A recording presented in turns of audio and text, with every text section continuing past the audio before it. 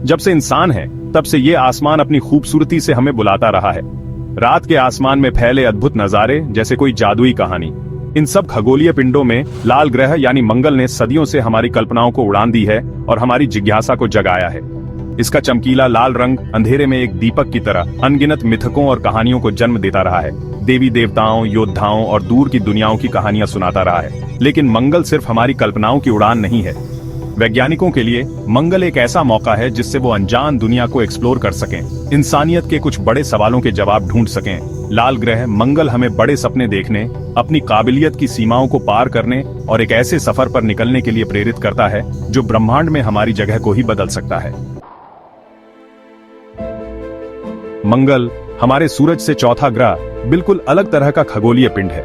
ये लाल रंग के रेगिस्तान, ऊंचे ज्वालामुखी और गहरी घाटियों वाली दुनिया है जो एक पतले से वायुमंडल से घिरी हुई है। धरती के नीले समुद्रों और हरे भरे महाद्वीपों से अलग मंगल का रूप बड़ा ही सादा है। इसकी सतह लाल और गेरुए रंग में रंगी हुई है जो आयरन ऑक्साइड यानी जंग की वजह से है, जो पूरे ग्रह पर फैला है और इसे लाल रंग देता है।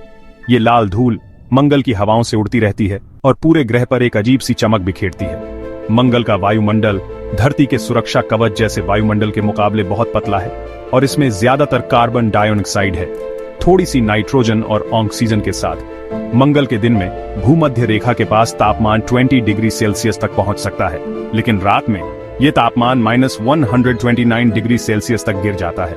इतनी कठिन परिस्थितियों के बावजूद मंगल की अपनी एक अलग खूबसूरती है जो दिखाती है कि प्रकृति मुश्किल जगहों पर भी कितने अद्भुत नजारे बना सकती है। आज मंगल भले ही सूखा और वीरान दिखता हो, लेकिन इसके अतीत में झांकने पर हमें एक अलग ही कहानी नजर आती है। लेकिन सबूत बताते हैं कि हमेशा ऐसा नहीं था।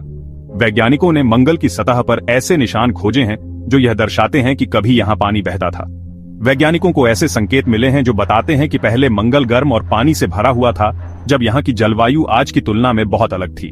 जब पानी इसकी सतह पर बहता था, नहरें बनाता था, घाटियों को आकार देता था और शायद जीवन को भी सहारा देता था। ये नहरें और घाटियां मंगल के भूगोल का एक महत्वपूर्ण हिस्सा है और शायद जीवन को भी सहारा देता था। वैज्ञानिकों का मानना है कि इन नदियों और झीलों में सूक्ष्म जीवों का जीवन संभव हो सकता था। इसका सबसे बड़ा सबूत है प्राचीन नदियों के निशान जो मंगल के मैदानों में फैले हुए हैं, जैसे किसी पुराने जमाने के जख्म। ये निशान हमें मंगल के जलमय अतीत की झलक दिखाते हैं जो मंगल के मैदानों में फैले हुए हैं, जैसे किसी पुराने जमाने के जख्म। ये निशान हमें बताते हैं कि कभी यहाँ पानी का बहाव था। ये नदियों के निशान जो सैकड़ों मील तक फैले हैं, इतने बड़े और स्पष्ट हैं कि वो पानी के अलावा किसी और चीज से नहीं बन सकते। ये निशान मंगल के भूगोल का एक महत्वपूर्ण हिस्सा है।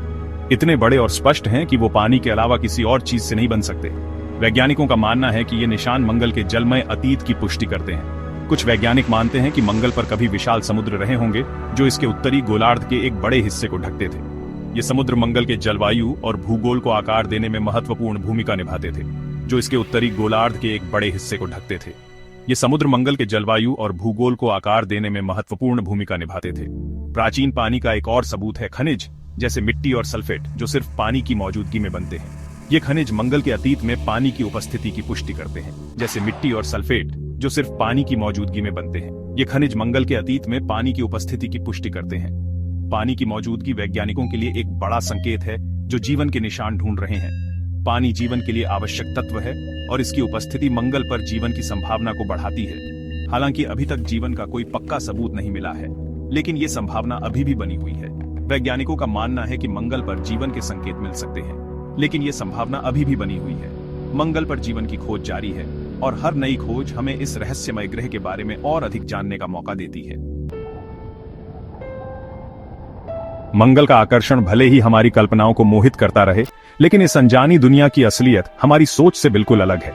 आज मंगल एक खतरनाक और बेरहम जगह है जो इंसानों के जाने और वहां बसने के लिए बड़ी चुनौतियां पेश करता है।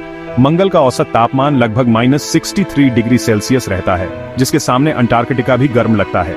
इसके अलावा सूरज और अंतरिक्ष से लगातार रेडिएशन का खतरा भी बना रहता है। धरती की तरह मंगल पर सुरक्षा देने वाला चुंबकीय क्षेत्र और मोटा वायुमंडल नहीं है, जिससे ये हानिकारक किरणों से बचाव नहीं कर पाता।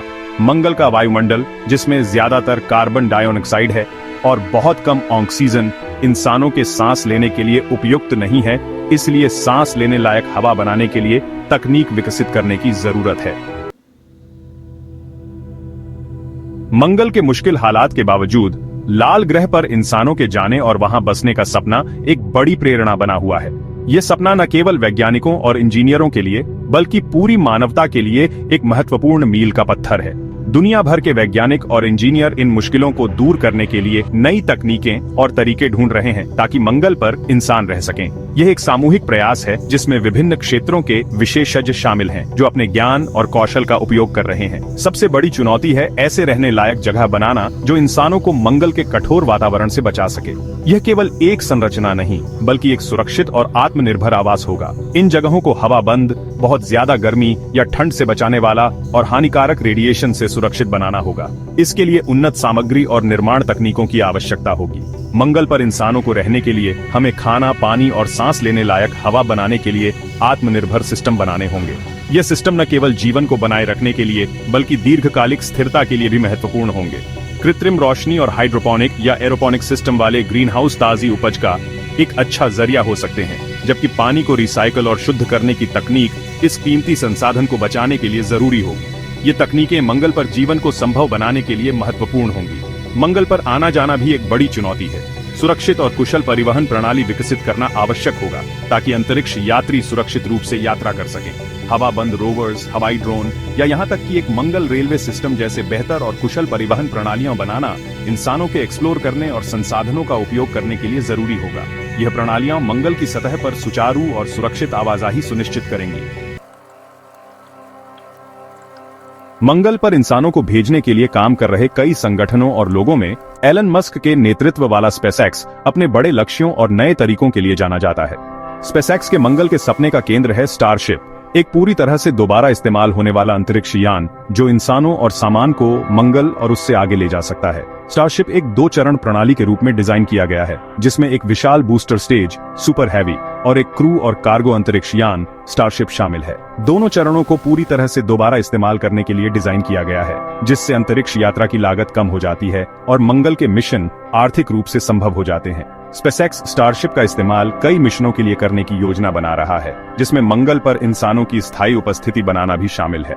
स्टारशिप को बनाने और परीक्षण करने में अभी भी चुनौतियां हैं, लेकिन मानव अंतरिक्ष अन्वेषण और मंगल के भविष्य पर इसके संभावित प्रभाव को नकारा नहीं जा सकता। जैसे जैसे हम अंतरिक्ष अन्वेषण के एक नए युग के करीब पहुंच रहे हैं, ये सवाल हमारे जहन में घूमता रहता है कि क्या मंगल एक दिन इंसानों का दूसरा घर बन सकता है। चुनौतियां बहुत बड़ी हैं, लेकिन इंसानों की खोज करने और नया करने की भावना भी उतनी ही मजबूत है। मंगल पर इंसानों की स्थायी उपस्थिति बनाना मानव इतिहास का एक महत्वपूर्ण क्षण होगा जो दिखाएगा कि हम मुश्किल से मुश्किल बाधाओं को पार कर सकते हैं और अपनी पहुंच को अपने ग्रह से आगे बढ़ा सकते हैं। मंगल पर एक कॉलोनी इंसानों के लिए एक सुरक्षा कवच का काम भी कर सकती है जो धरती पर आने वाली किसी भी आपदा से हमें बचा सकती है।